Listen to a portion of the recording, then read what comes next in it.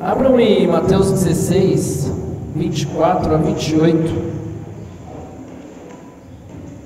Mateus capítulo 16, 24 a 28 diz assim: Então, Jesus disse aos discípulos: Se alguém quiser vir após mim, negue-se a si mesmo, tome a sua cruz e siga-me.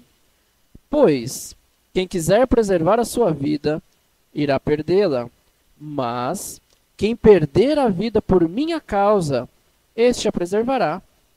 Pois, que adianta o homem ganhar o mundo inteiro e perder a vida? Ou, que dará o homem em troca da sua vida? Porque o Filho do Homem virá na glória de seu Pai com os seus anjos, e então retribuirá cada um segundo as suas obras. Em verdade vos digo, alguns dos que estão aqui de modo nenhum provarão a morte até que vejam o Filho do Homem vindo no seu reino. Vamos orar?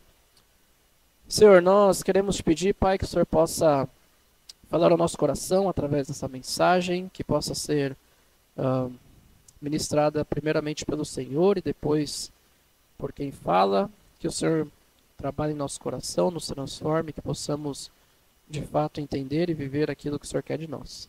Somos gratos e pedimos a tua bênção, misericórdia e ajuda nesse momento. Em nome de Cristo Jesus. Amém. Irmãos, qual que é o preço de ser um seguidor de Jesus?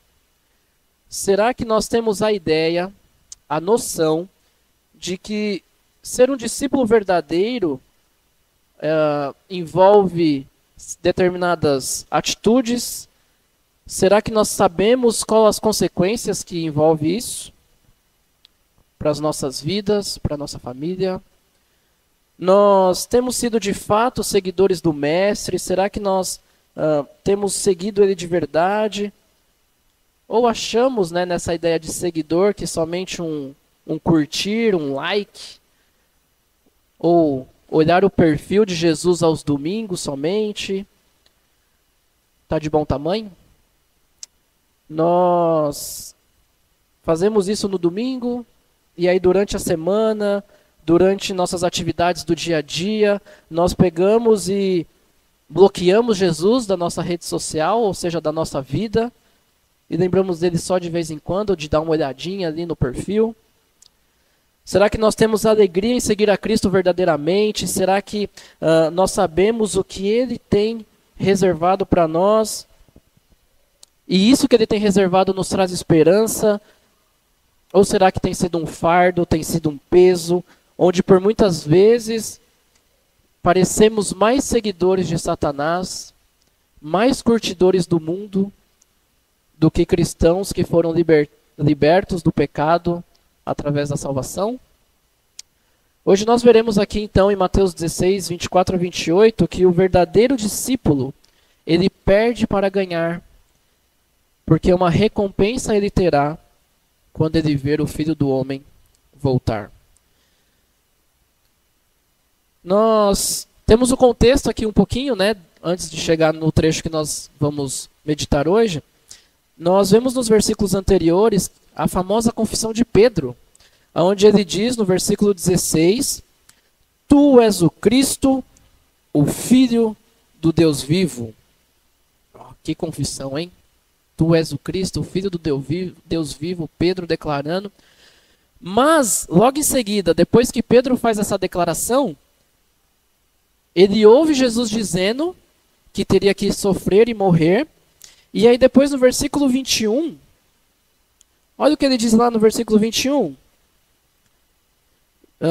Desde esse tempo, começou Jesus Cristo a mostrar a seus discípulos que era necessário seguir para Jerusalém e sofrer muitas coisas dos anciãos, dos principais sacerdotes e dos escribas, ser morto e ressuscitado no terceiro dia. Então aqui Jesus está falando que ele vai precisar sofrer, que ele vai morrer. E olha aqui Pedrão no verso 22. E Pedro, chamando-o à parte, começou a reprová-lo, dizendo, tem compaixão de ti, Senhor, isso de modo algum te acontecerá. Então Pedro, ele declara que Jesus é o Filho do Deus vivo, e aí depois ele começa a repreender a Jesus quando Jesus fala que tem que morrer e sofrer. Ele chama ele em particular, começa a repreender a Jesus e escuta Jesus comparando ele com Satanás, no versículo 23. 16, 23.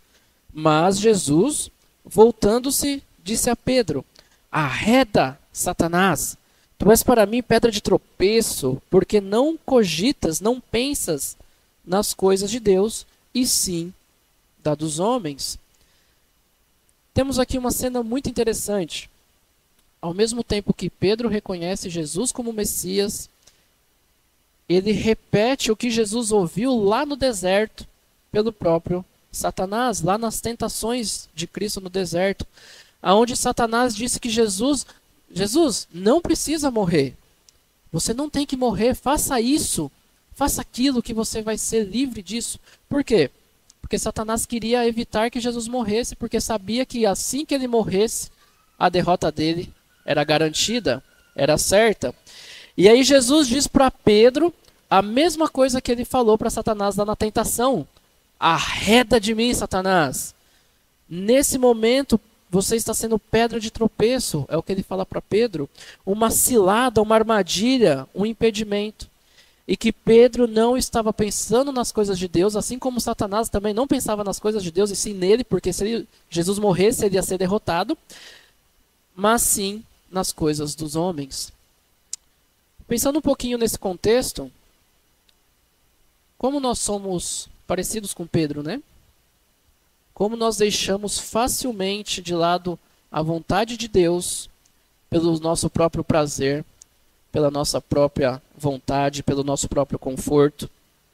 Como nós trocamos facilmente Jesus por Satanás, pelo pecado, pelas nossas vontades, pelos nossos desejos, para termos satisfação em momentos que eu chamo de momentos miojo, que é momentos instantâneos, rápidos, de 3 minutos, 5 minutos, que é igual um miojo para fazer. Como nós trocamos Jesus, que é eterno, por momentos rápidos, instantâneos.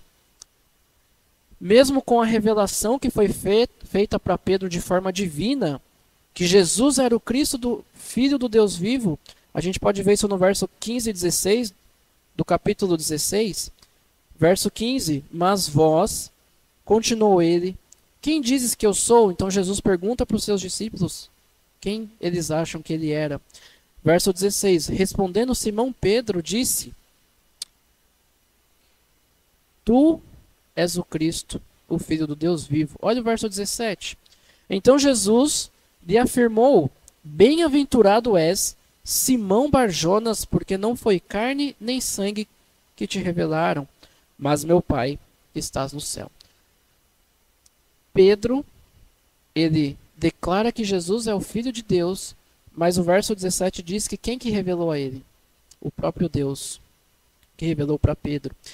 Então, mesmo nessa declaração de forma divina que Pedro fez, nós ainda vemos a fraqueza carnal dele. O comentarista Moody diz assim, desse trecho: Antes do Pentecostes, os 12 vacilavam frequentemente entre o discernimento espiritual e a mais grossa carnalidade. E esse costuma ser tragicamente o caso dos crentes hoje. Ou seja, nós lutamos contra a nossa carnalidade o tempo todo, mas muitas vezes imaturos, sem discernimento espiritual necessário, nós nos tornamos pedra de tropeço. Nós nos tornamos cilada, seja para a glorificação do nome de Cristo, seja uma pedra de tropeço para os irmãos, seja uma pedra de tropeço para a igreja e principalmente para aqueles que deixam de conhecer a salvação devido à nossa ação de satisfazer os nossos desejos do coração. Nós podemos se tornar pedra de tropeço, cilada, em vários momentos, para várias pessoas diferentes. O verdadeiro discípulo perde para ganhar, recompensa ele terá ao ver o Filho do Homem voltar. Nós, então, nessa manhã, dado esse contexto que ouvimos, em Mateus agora 16, nosso texto, nós veremos 3 declarações sobre o verdadeiro discípulo. A primeira declaração nós temos nos 3 primeiros versículos, que é perder. Então, o verso 24, ele começa dizendo aqui que Jesus vira para os seus discípulos e também para a multidão, e essa multidão a gente sabe que está junto, porque o mesmo relato dessa história está em Mateus 8:34, e diz que a multidão também estava com ele, não só os discípulos. E Jesus diz assim, que se alguém quer ser o seu discípulo, tem um monte de gente ali, opa! Se alguém quer ser o seu aluno, se alguém quer ser o seu aprendiz, se alguém quer segui-lo, você precisa de umas tarefinhas de casa. E a primeira, negar a si mesmo. Esquecer de si mesmo, perder a visão, perder o seu interesse próprio, esquecer seus próprios interesses, renunciar às imposições da sua própria vontade. Tanto Pedro como os que estavam ali, eles tinham enraizados em sua mente, no seu coração, que o reino que Jesus implantaria seria um reino terreno. Eles não tinham a ideia ainda de um reino celestial. Eles entendiam que Jesus ele destruiria o império que oprimia eles. Eles entendiam que era um reino terreno, que ele se estabeleceria como rei. Ou seja, eles estavam pensando na posição que eles poderiam ocupar ao lado de Jesus nesse reinado aí sobre o império. Tanto que a gente vê em Marcos 10:37 o pedido de Tiago e João.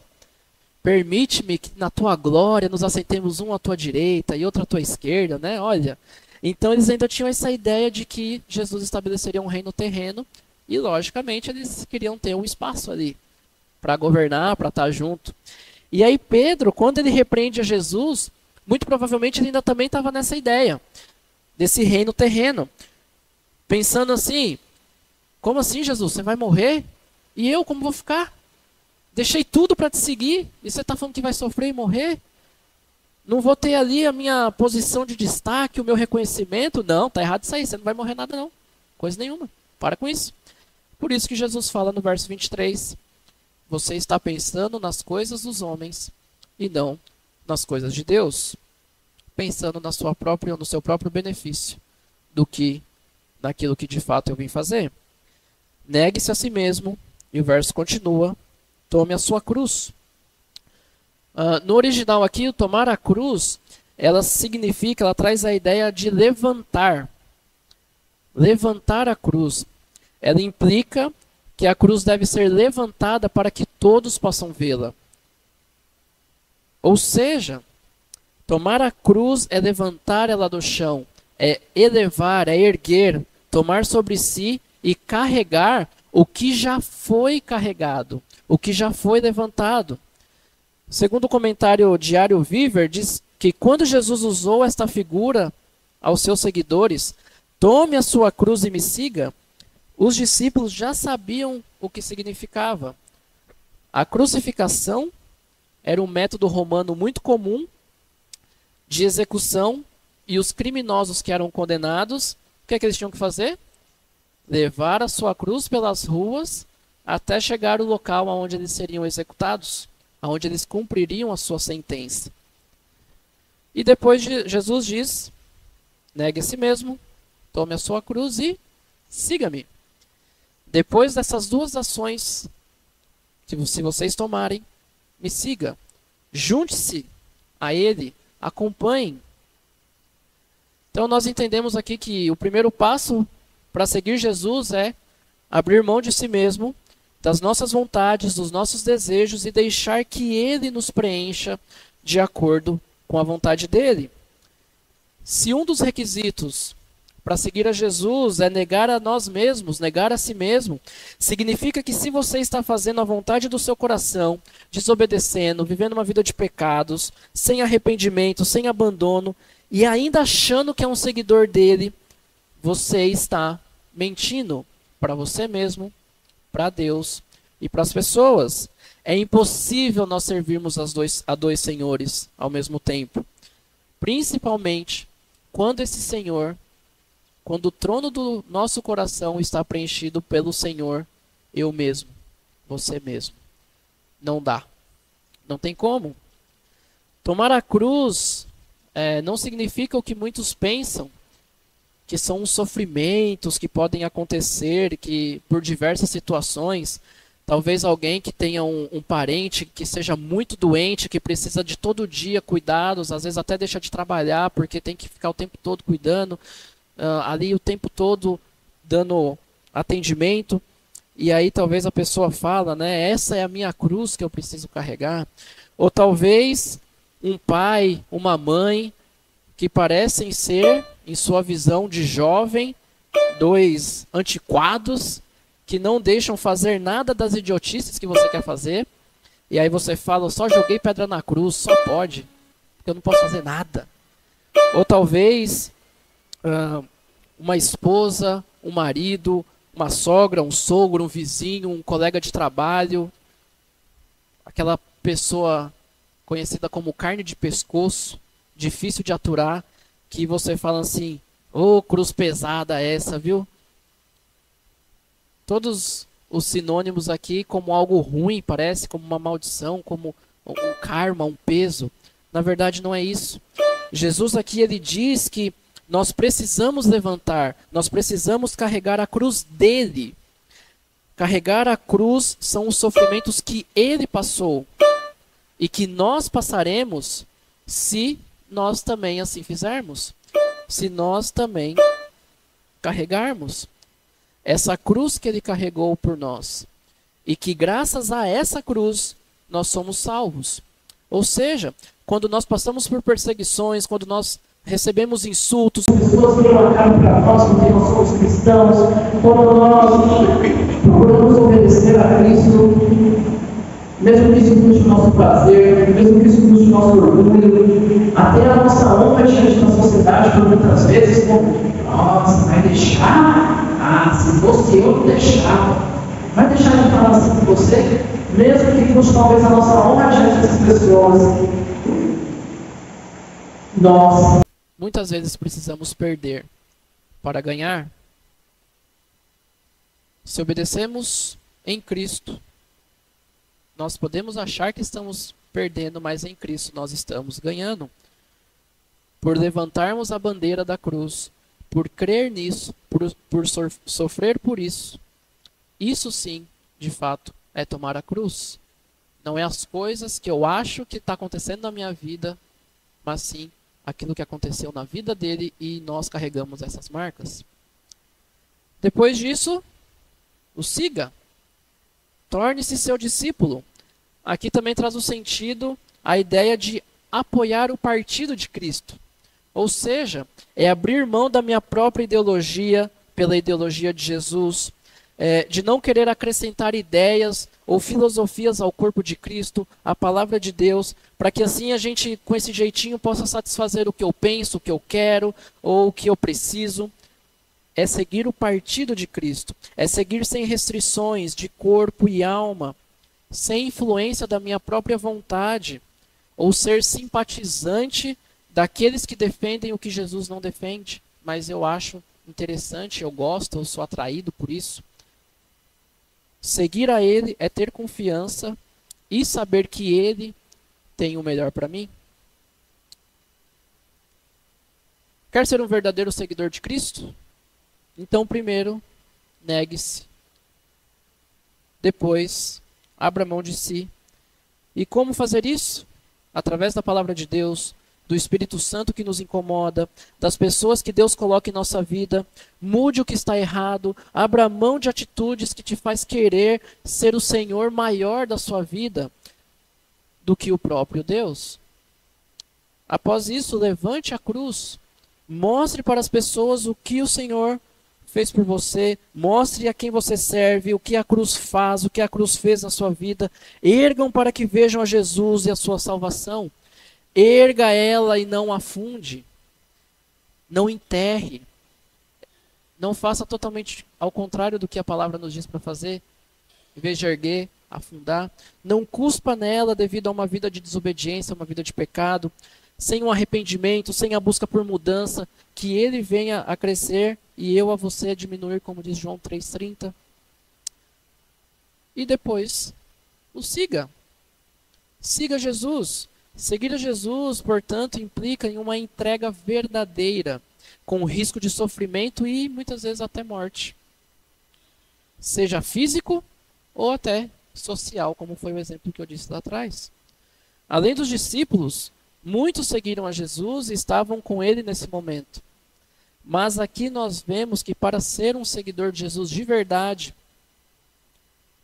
para os mais jovens que estão aqui, para ser um seguidor de Jesus de verdade, você não é somente achar que ele é gente boa, que ele posta vídeos, reels em alta, vídeos legais, que só posta as coisas boas, que tem uma bio atrativa, né, para os mais jovens que entendem aqui de redes sociais.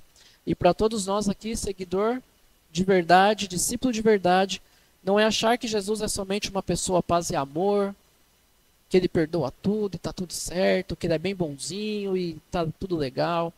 Seguir a Jesus requer mudança. Seguir a Jesus requer arrependimento, requer um coração entregue.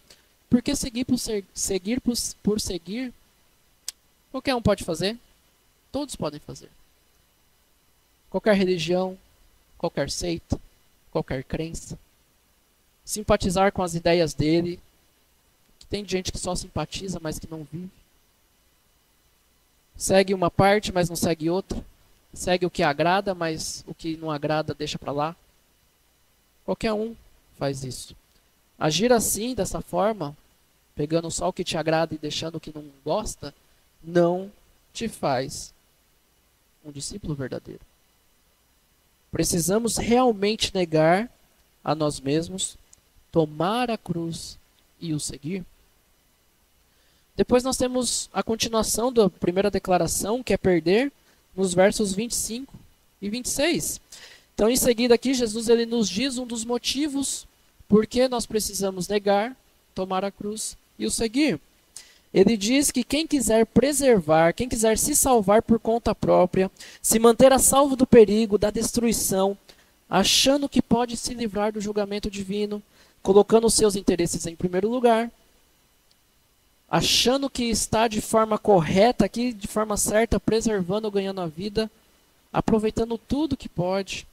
Eu vou preservar minha vida fugindo, preservando, fazendo tudo o que eu quero, achando que vou dessa forma ganhar a vida, buscando aquilo que me satisfaz, sem pensar nas consequências.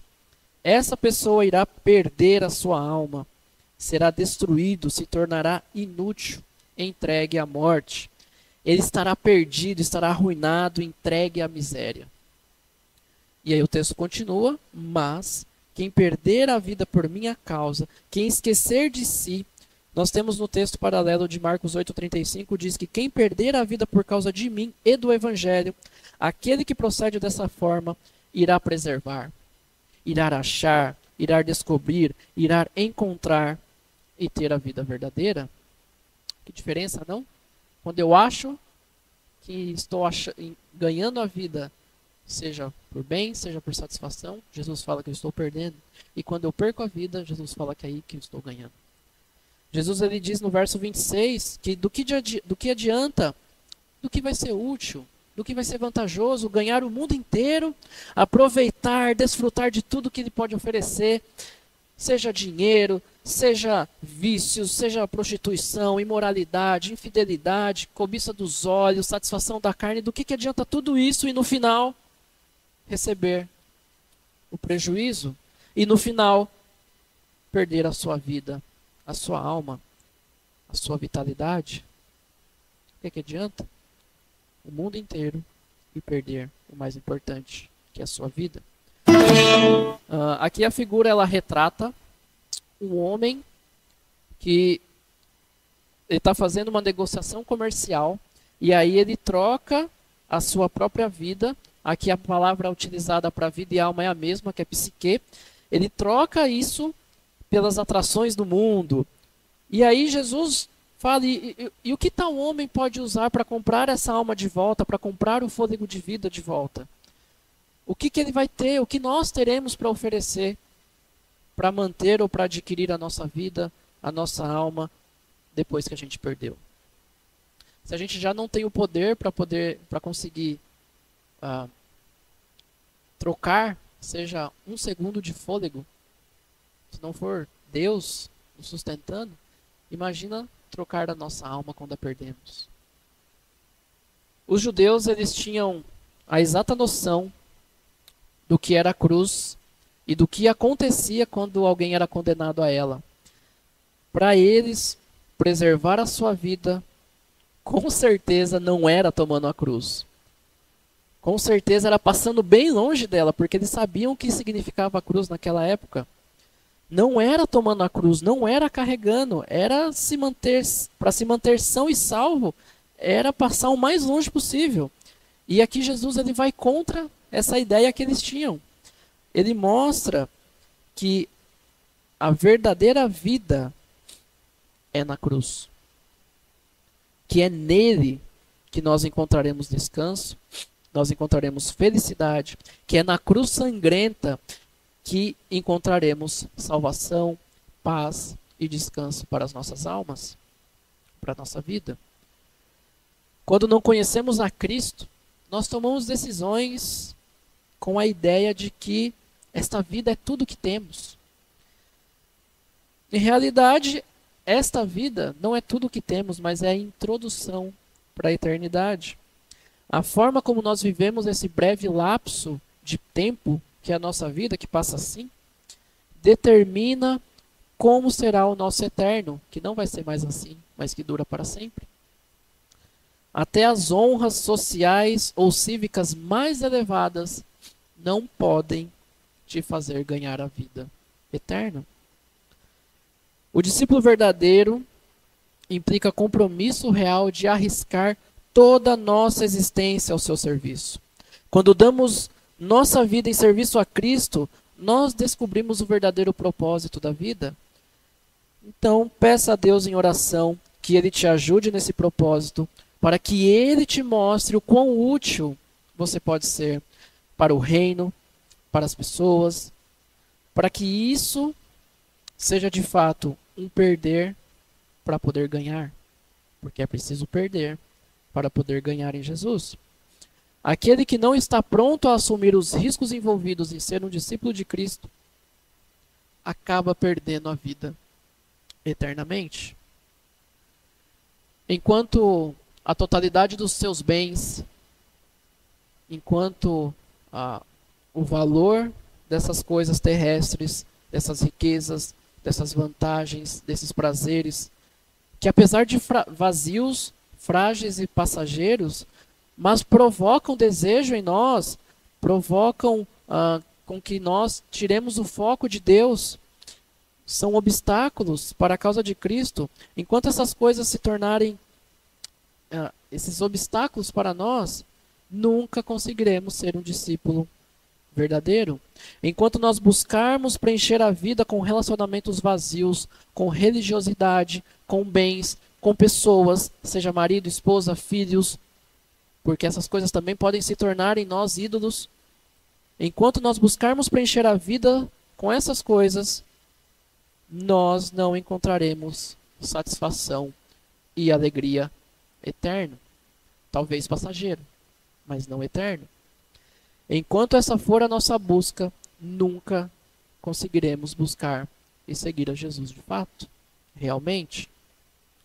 O verdadeiro discípulo perde para ganhar, recompensa ele terá ao ver o Filho do Homem voltar. Então nós vimos a primeira declaração sobre o verdadeiro discípulo, que é perder a sua vida para poder ganhar. Agora nós temos a segunda declaração sobre o verdadeiro discípulo, que é receber. A gente está no verso 27. Mateus 16, 27. Aqui Jesus, vamos ler rapidinho um versículo, a gente já leu no início, mas vamos reler aqui. Versículo 27. Porque o Filho do Homem há de vir na glória de seu Pai com os seus anjos, e então retribuirá a cada um conforme as suas obras. Jesus nos garante que ele irá voltar. E não somente voltar, mas voltará em glória. E não somente em glória, mas irá retribuir, irá recompensar cada um de acordo com o que fez pelo reino, segundo as suas obras. Obras essas que nós vemos em Efésios 2:10, que diz: pois fomos feitos por ele, criados em Cristo Jesus, para as boas obras, previamente preparadas por Deus para que andêssemos nela. Ou seja, essas obras, elas já foram estabelecidas por Deus previamente. Então não é o que eu acho ou o que eu penso que são boas obras, mas sim o que ele já estabeleceu como boas obras. Efésios 2:9 diz o porquê disso. Porque é o que ele estabeleceu e não o que eu acho. Não vem de obras para que ninguém se glorie, se orgulhe. Todo o mérito é dele, nenhum nosso. Então ele voltará em glória, em louvor, em honra, no esplendor. Ele voltará como um supremo governador em sua divindade e retribuirá, ele recompensará cada um de acordo, conforme, segundo suas obras, os seus atos, o seu modo de agir, as suas práticas. Jesus, ele tem poder para julgar toda a terra, e seu julgamento já é manifestado na vida daqueles que creram em seu nome. Você ser salvo por Cristo já é uma manifestação do julgamento que irá vir, porque mostra o contrário também daqueles que não creram. Qual o julgamento que será desses? Já é manifestado naqueles que creram em seu nome. Haverá um julgamento final quando Cristo voltar e a vida de cada um será avaliada. Nossa, mas não é só para quem é incrédulo? Não, para crente também. Mas esse julgamento não será somente para uma parte. Os cristãos também serão julgados. Para os cristãos, o seu destino já é seguro, já é eterno, mas Jesus analisará a forma como vocês, nós empregamos os nossos dons, os nossos talentos, as nossas oportunidades, as nossas responsabilidades em prol do reino, a fim de determinar recompensas celestiais, e todos nós prestaremos contas de tudo aquilo que Deus confiou em nossas mãos.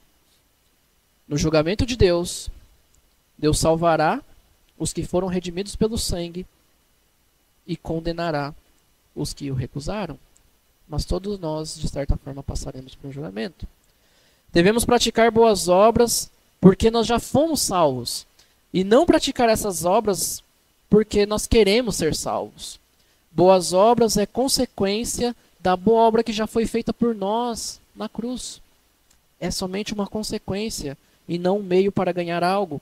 Expressamos essas boas obras quando negamos a nós mesmos por amor de Deus, quando tomamos a cruz por amor a Jesus e como gratidão pelo que ele fez por nós, e quando seguimos a ele através do Espírito Santo por amor aos perdidos, para que vejam em nós a luz de Cristo e, através disso, eles também possam ser atingidos por ela antes da sua volta ou até a sua morte.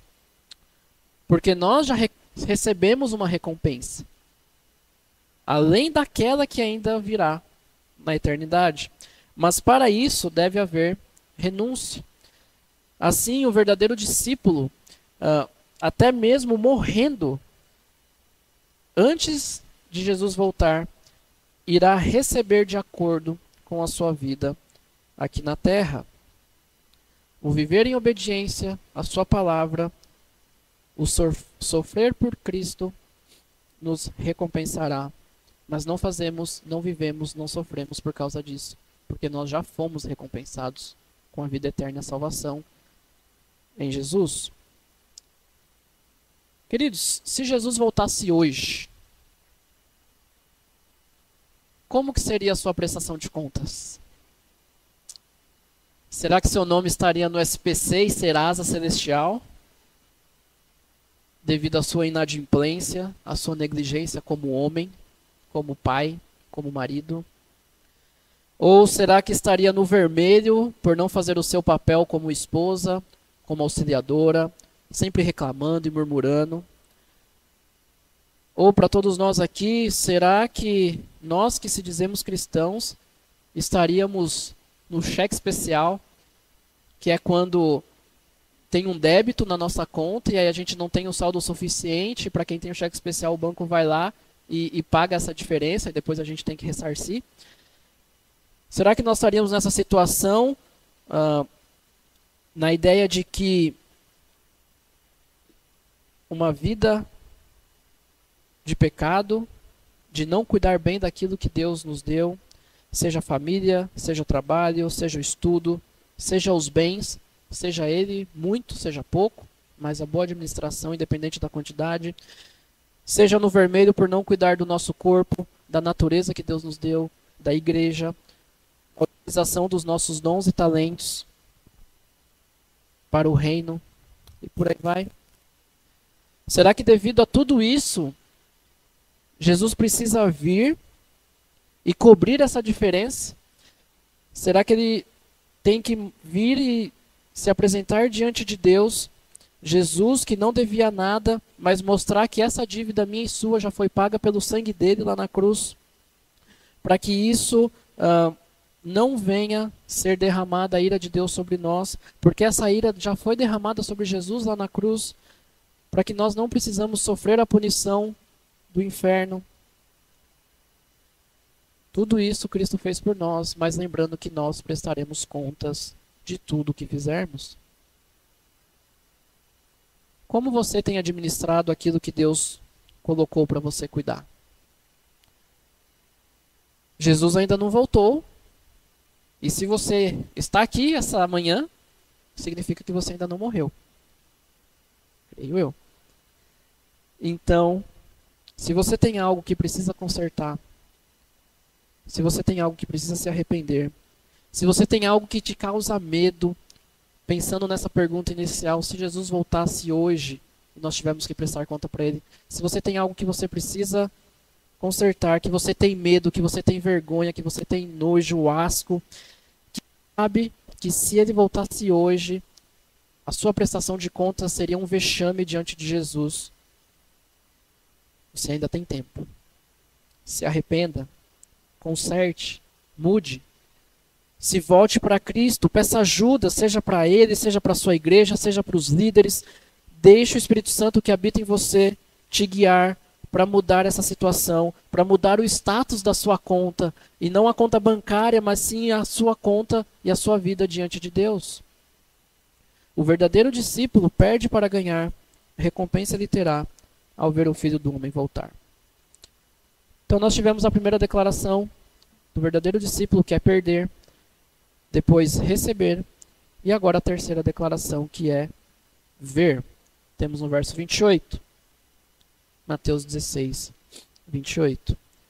Em verdade vos digo que alguns há, dos que aqui se encontram, que de maneira nenhuma passarão pela morte, até que vejam vir o Filho do Homem no seu reino. No verso 28, então, nós temos uma declaração de Jesus dizendo que alguns do que ali estavam não experimentariam, não provariam, não passariam pela morte, não sentiriam o poder dela, até que vejam, até que percebam, até que observem o Filho do Homem vindo no seu reino, no seu poder, no seu domínio, no seu governo. Alguns aqui defendem, entendendo que Jesus ainda não voltou, e a gente, pelo contexto, nós vimos que quem estava lá com ele, os discípulos, a multidão. Então aqui provavelmente ele estava mais direcionado aos discípulos. Jesus não voltou ainda. Todos os discípulos já morreram. Falou, opa, mas como assim? Então Jesus pôs uma pegadinha aí. Não. Muitos atribuem aqui essa fala de Jesus ao contexto. Nós vemos que depois dessa passagem que nós estamos estudando, nos outros evangelhos também, o que acontece depois é a transfiguração de Jesus. Então, alguns dos discípulos, na transfiguração, Mateus 17, 1 a 9. Rapidinho, Mateus 17, 1 a 9. 6 dias depois, tomou Jesus consigo a Pedro e aos irmãos Tiago e João e os levou, em particular, a um alto monte. E foi transfigurado diante deles. O seu rosto resplandecia como o sol, e as suas vestes tornaram-se brancas como a luz. E eis que lhes apareceram Moisés e Elias, falando com ele. Então disse Pedro a Jesus: Senhor, Bom é estarmos aqui, se queres, farei aqui 3 tendas. Uma será tua, outra para Moisés e outra para Elias. Falava ele ainda quando uma nuvem luminosa os envolveu. E eis, vindo da nuvem, uma voz que dizia: Este é o meu filho amado, em que me comprazo. A ele ouvi. Ouvindo-a, os discípulos caíram de bruços, tomados de grande medo. Aproximando-se deles, tocou-lhe Jesus, dizendo: Erguei-vos e não temais. Então, eles, levantando os olhos, a ninguém viram, senão a Jesus. Quer uma cena mais espetacular do que essa, de ver o reino e o poder de Cristo? Ele sendo transfigurado, ele sendo... o céu se abrindo, Moisés, Elias, juntamente com ele. Então, muitos atribuem essa fala aqui de Jesus a esse trecho que nos outros evangelhos também narra logo em seguida. Ou também, alguns atribuem a Atos 2, que é o Pentecostes, que é quando o Espírito Santo desce. E ali nós temos a instituição, o começo da igreja, que é o reino de Cristo aqui na terra, que é a comunidade dos salvos, dos redimidos. Seja num caso, seja no outro, os discípulos foram testemunhas da glória e do reino de Jesus. Jesus, ele garante para os discípulos que alguns não iriam ver a morte dele até ver o Filho do Homem como rei. E como nós vimos aqui, eles viram. Ele cumpriu essa promessa que foi feita. E para nós hoje também há promessas. É por isso que nós celebramos a ceia do Senhor. E essas promessas nós já iremos ver daqui a pouco. Nós ainda celebramos a ceia com os irmãos, porque esse é o momento de nos lembrarmos do sacrifício de Jesus, do sangue derramado por nós, que ele ressuscitou e que através desse simbolismo nós estamos anunciando, nós estamos falando da sua morte até que ele venha. E então celebraremos junto a ele um dia. Nós lembramos também no momento de ceia que ele é santo e não a ceia em si. É ele quem tira o pecado do mundo, é ele que nos regenera, é ele que nos purifica de toda injustiça. Não é o pão, não é o suco, é ele. Lembrando que ele pede, negue, tome, mas ele ensina, ele mostrou como se faz. Ele negou, ele deu o exemplo de negar a si mesmo, porque ele deixou toda a glória e veio a esse mundo miserável morrer por nós. Ele também tomou a cruz, sofrendo, morrendo, para que nós tenhamos vida.